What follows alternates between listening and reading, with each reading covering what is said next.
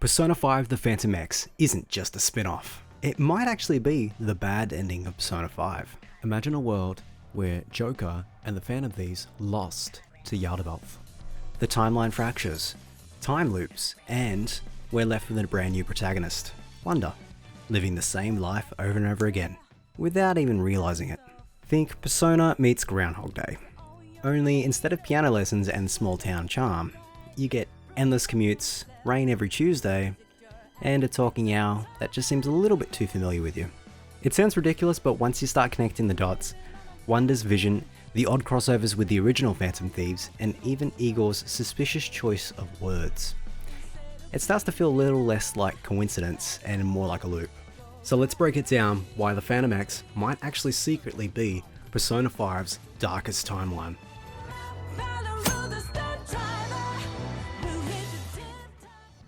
Early in the game, Wanda meets Lufel, an owl who, like Morgana, talks and guides him through the metaverse. Except there's a problem. In Persona 5, it's established that no one can hear Morgana speak in the real world until they enter the metaverse themselves and hear him talk. Which means Wanda should realistically look at this owl, and if it talks, maybe he should check himself into therapy? Leave me alone! But he doesn't. Wanda just kind of nods and goes, yeah, that tracks. And he accepts it like it isn't the first time he hasn't met Lufel. The simplest explanation? He's been through this once before. He already knows Lufel. Which means that this isn't potentially his first trip into the metaverse. It's just the first one we're allowed to see. Also throughout the story, Wanda experiences visions. Sometimes these are glimpses into the future, where he doesn't intervene, like a preview of disasters waiting to happen. Other times, it's his friends crying out not to forget him. At first, it kind of looks like generic JRPG foreshadowing, but when you really think about it, these visions feel a lot less like predictions and more like memories. The regret of someone who's already been through this before, someone who's failed. It's a narrative equivalent of deja vu. That sinking feeling that you've done the exact same thing before, only instead of walking into a room and forgetting why you're there, it's realizing that you've already lived through your friends' deaths, and you're condemned to do it again. Then there are the Crossroads of Fate events, the big crossover moments with the original Persona 5 cast. At first, they seem like harmless fan service, and an excuse to let Joker and the Phantom Thieves show up, flex their personas, and maybe convince you to roll for them in the gacha system. But the more you look at the details, the stranger it does become. The first crossover event happens directly after Kamoshida's palace, but before the Phantom Thieves recruit Yusuke. As it's stated, Joker and his team clearly remember finishing Kamoshida's palace already. In fact, they even give you some hints on how to solve the puzzles inside the palace itself. Meanwhile, the shadow boss Raga isn't even explained properly, he just takes on the form of Shadow Kamoshida again. It's very strange. The second event is even more confusing, where Joker's team is in Kaneshira's bank, but they haven't actually beaten Kaneshiro yet. Still, the boss that you fight takes on the form of his shadow anyway. These aren't just cameos, they're fragments, pieces of a timeline that doesn't quite line up. And when it's all over, both teams forget that they ever worked together. Obviously in the interest of story, except the treasure that you gain as Wanda still exists. Even though the events didn't technically happen.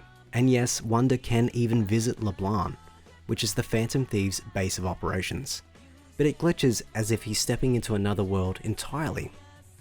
He's not just crossing paths with the original thieves, he's actually brushing up against their timeline, and then being forced to forget it. And then we've got the mystery of the Phantom Idols. On the surface, they're just gacha units, extra characters that Wanda can summon in battle, but in the universe, things just don't quite add up. These aren't blank, generic fighters. They have fully realized thief outfits and defined personas. And in some cases, Wanda only meets them much later, yet he can summon them early on, before the bond is even established. It's as if he's calling on memories of people that he already knew. And unlike true Phantom Thieves, they don't awaken to their personas naturally, they're given persona duos, almost like imitations. So they feel a little less like teammates and more like echoes or fragments of allies from past loops, recreated through cognition. which, yes, is the perfect excuse to sell you gacha rolls. Narrative depth and monetization? Truly the Atlas way. Hello, I like money. And then if you've played the Phantom X long enough, you'll start to notice something even stranger. The days don't change. Wanda gets a seat on the train every Tuesday and Friday. It rains every Tuesday afternoon. Teachers repeat the same questions. It's kind of subtle at first, but once you notice it, you kind of can't unsee it. His life isn't progressing. It's repeating. And that ties neatly back into Persona 5's bad ending. And remember, before the final battle with Yaldabaoth, Joker is tempted with an offer to give up, to stop fighting, and to live a vibrant city life that anyone would envy. And in P5X, Wanda's daily actions are described that way. A vibrant city life, full of charm, but one where nothing really changes. If Joker took the deal, or Yaldabaoth won, this could be the result. A loop. An endless cycle where no one moves forward. And then of course there's Igor. In Wanda's first encounter, his opening words are "So we meet again." It's such a small phrase, but in the context of everything else, it kind of feels deliberate. Igor knows Wanda. This isn't their first meeting, we just don't realize it. Only Igor could make a timeline-shattering paradox where it sounds like he's greeting you at a coffee shop. And yet there are so many still unanswered questions in the game. Why does a white-masked version of Wanda attack Joker in the casino prologue? Who is the mysterious biker that always seems to be chasing Wanda down during the heavy story beats? Are they connected to the loop? Or are they something else entirely? So stepping back, what do we actually have here? Wanda accepts a talking owl way too easily, suggesting he's possibly done this before. His visions feel a lot more like regrets of past loops than predictions. The Crossroads of Fate's events with Joker and the original Phantom Thieves don't quite match up with their original timeline and feel like fragments of theirs bleeding into his reality. The Phantom Idols act a lot less like new allies and more like echoes of forgotten teammates. The weekly cycle never changes, but it's like Wanda's stuck on rails. And finally, Igor greets him with not a welcome, but a "we meet again." Put this all together, and this doesn't look like a fresh Persona story. It looks a lot more like a loop to me. That a loop could be the aftermath of Persona 5's bad ending, where Yaldabaoth promises of a vibrant city life has essentially trapped humanity in stasis. Or maybe it's something deeper, an alternate reality where Joker failed, and Wanda is condemned to repeat the cycle until someone breaks it. Of course, Atlas being Atlas. We'll never get a straight answer. Maybe it's an intentional mystery, or maybe it's just narrative convenience for a gacha game.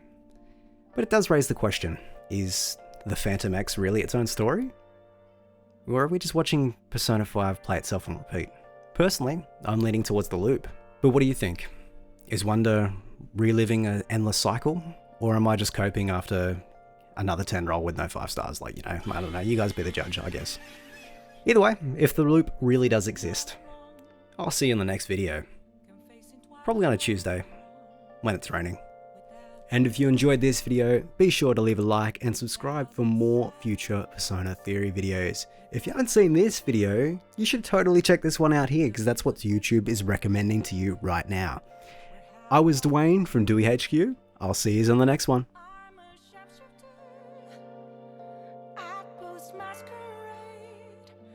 Hiding both face and mind, all free for you to draw.